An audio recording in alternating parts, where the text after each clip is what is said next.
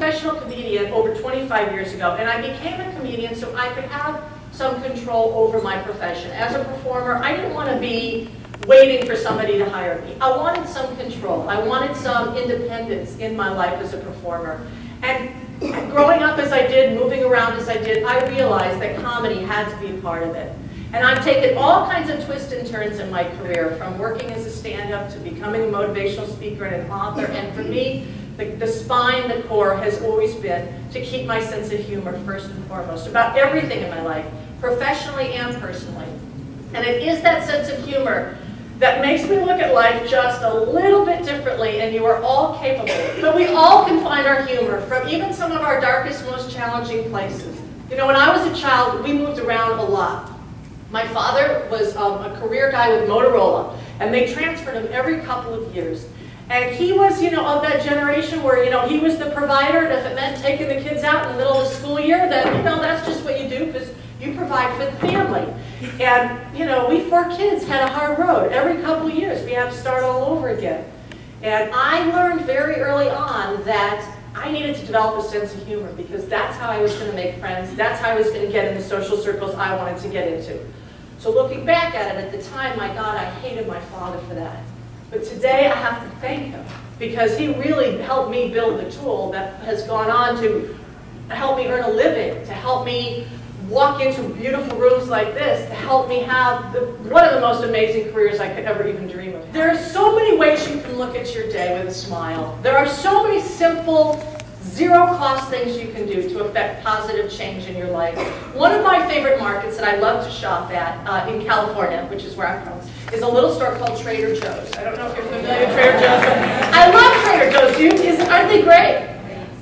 So I'm at Trader Joe's a couple weeks ago, and I'm standing in line, and the guy in front of me, the checker, is checking out the lady in front of him, and she's got bananas. And he gets this look on his face, and he scans the bananas, and he starts clanging the bell. He's got a bell over his cash register, clanging the bell. Bananas! Bananas! And then all the cash register people started clanging their bells, yelling, bananas! Bananas! And everybody in the store started laughing. Over what? What were we laughing at? What was going on? You know? I get to the register, I said, okay, I'll give. What's going on? He said, it's the produce of the day. When it's the produce of the day, we all get to ring our bell and yell it at the top of our lungs. Why not, right? Why not? Why not create something so silly, so nonsensical? So, what difference does it make? Just have a good day. Yes, if people never did silly things, nothing intelligent would ever get done. I love Fridays. Don't you love Fridays? Woohoo! Fridays, Fridays, right? Why can't every day be Friday? Why not? Why not? Why can't every day be Friday? Why can't we approach every day that we go to work with that feeling of today is Friday? What is your job title? I mean, every time I say librarian, I think that's just such an all-encompassing title. What is your title? Do you have specific titles within the library system? You have? Who cares? Seriously. You know, my cousin works at Apple Computer, and I don't know if you know this, but at Apple Computer, there are no job titles, not even Steve Jobs. Nobody has a job title that has any sort of bureaucratic hierarchy attached to it. You get to invent your own job title. You do. My cousin Scott is about 6'3" and like maybe 150 pounds, and he's one of the guys behind Java. Like, he's a really techno amazing guy. You know what his job title is? Lord of the Dance. That is on his business card. What difference does it make? And every time he hands out his business card, Mr. Techno Genius, you take Lord of. How can you not smile? You guys up for a little interactive fun here? I'm from Second City, so I'm all about improv. And I want to do a couple of improv things with you. I want you to each pair up. Pair up with someone next to you.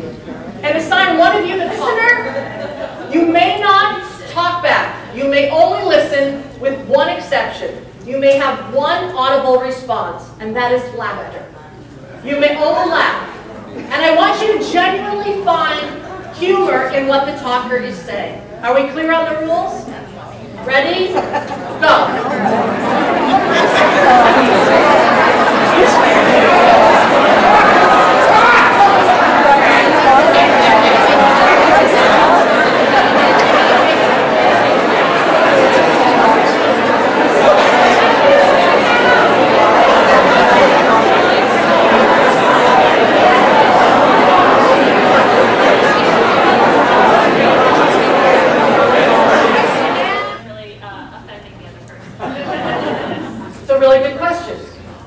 Here's my policy about humor. If you never make a joke at the expense of somebody else, you will never offend somebody else. It's one thing if they don't laugh at your joke. That's just part of taking the risk of being funny. But you can really sleep at night and feel good about yourself if you know you're never telling a joke at anybody else's expense. And I do believe that we've taken political correctness a little too far. I really do.